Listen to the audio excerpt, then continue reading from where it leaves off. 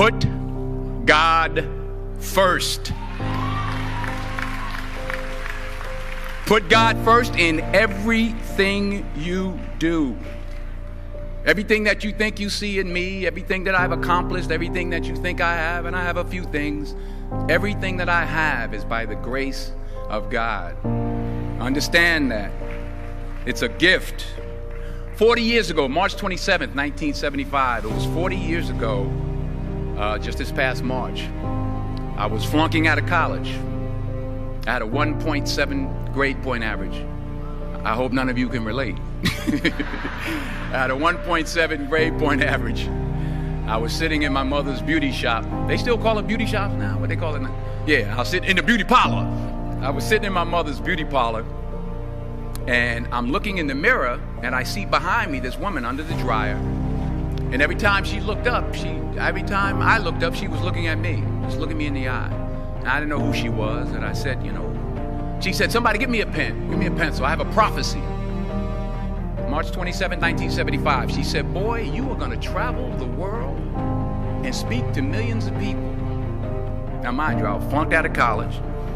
I'm thinking about joining the army. I didn't know what I was gonna do, and she's telling me I'm gonna travel the world and speak to millions of people. Well, I have traveled the world, and I have spoke to millions of people. But that's not the most important thing, the success that I had. The most important thing is that what she taught me and what she told me that day has stayed with me since. I've been protected, I've been directed, I've been corrected. I've kept God in my life, and it's kept me humble. I didn't always stick with him, but he always stuck with me. So stick with him in everything you do. If you think you want to do what you think I've done, then do what I've done and stick with God. Number 2, fail big. That's right. Fail big. Today's the beginning of the rest of your life, and it can be very frightening. It's a new world out there. It's a mean world out there, and you only live once. So do what you feel passionate about. Take chances professionally. Don't be afraid to fail. There's an old IQ test, was 9 dots, and you had to draw 5 lines with a pencil within these 9 dots without lifting the pencil. The only way to do it was to go outside the box. So don't be afraid to go outside the box.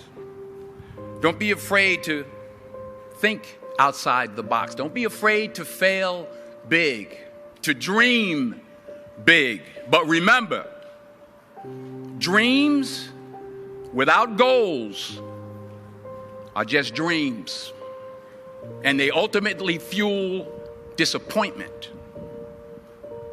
So have dreams, but have goals. Life goals, yearly goals, monthly goals, daily goals. I try to give myself a goal every day. Sometimes it's just to not curse somebody out. Simple goals, but have goals. And understand that to achieve these goals, you must apply discipline and consistency. In order to achieve your goals, you must apply discipline, which you've already done, and consistency every day, not just on Tuesday and miss a few days. You have to work at it every day. You have to plan every day. You've heard the saying, we don't plan to fail, we fail to plan. Hard work works. Working really hard is what successful people do. And in this text, tweet, twerk world that you've grown up in, remember, just because you're doing a lot more doesn't mean you're getting a lot more done.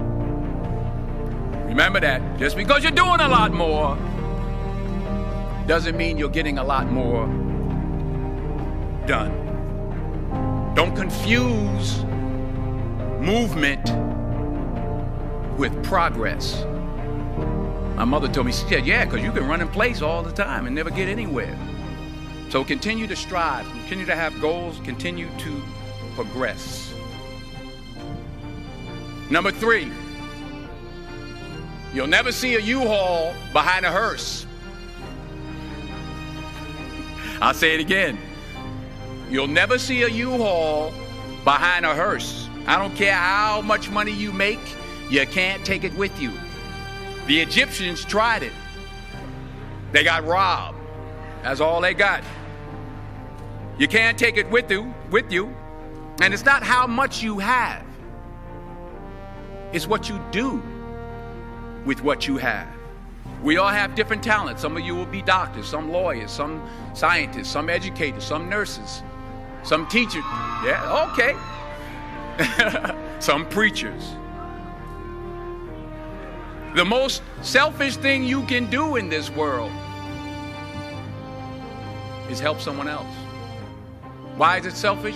Because the gratification, the goodness that comes to you, the good feeling that I get from helping others, nothing's better than that. Well, one or two things, but nothing's better than that. Not jewelry, not big house I have, not the cars, but it's the joy. That's where the joy is, in helping others. That's where the success is, in helping others. Finally, I pray that you put your slippers way under the bed tonight, so that when you wake up in the morning, you have to get on your knees to reach them.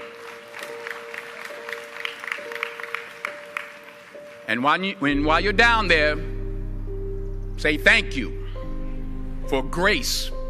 Thank you for mercy. Thank you for understanding. Thank you for wisdom. Thank you for parents.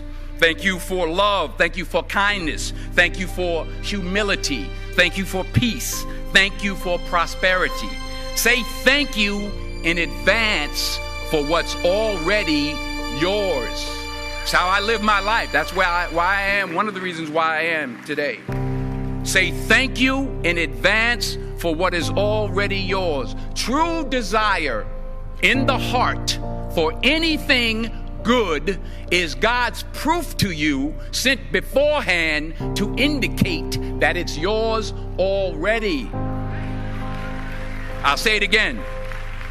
True desire in the heart, that itch that you have, whatever it is you want to do, that thing that you want to do to help others and to grow and to make money, that desire, that itch, that's God's proof to you, sent beforehand already to indicate that it's yours. And anything you want good, you can have. So claim it. Work hard to get it. When you get it, reach back.